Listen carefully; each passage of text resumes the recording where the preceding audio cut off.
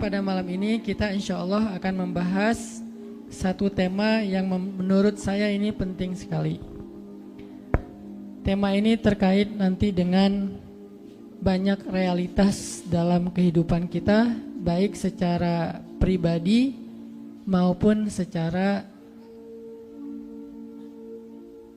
masyarakat ataupun berbangsa.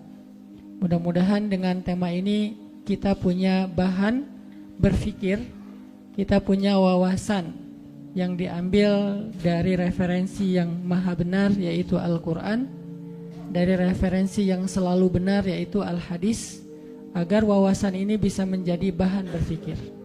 Kenapa? Karena anak muda itu saya pikir adalah masa yang paling baik untuk berpikir kemudian menentukan sikap.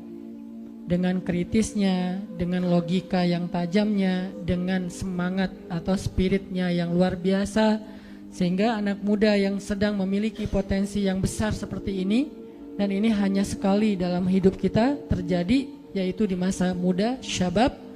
Kalau kita tidak cukup bahan berpikir, maka akhirnya kita akan salah menentukan sikap.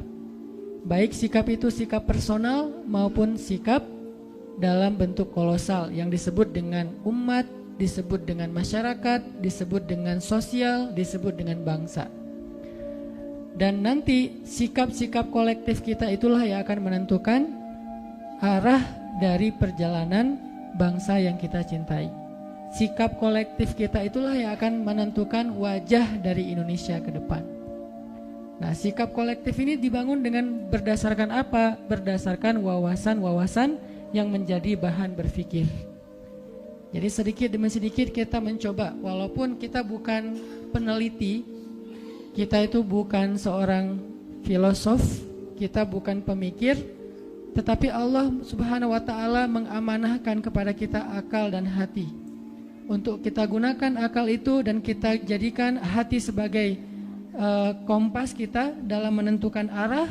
Mudah-mudahan dengan akal, hati, spirit, walaupun kita bukan berperan sebagai seorang pemikir, mudah-mudahan pemikiran-pemikiran kita itu kalau tidak pun memberi pengaruh yang besar dalam pemikiran publik, setidaknya dia bisa menjadi penentu dari pola pikir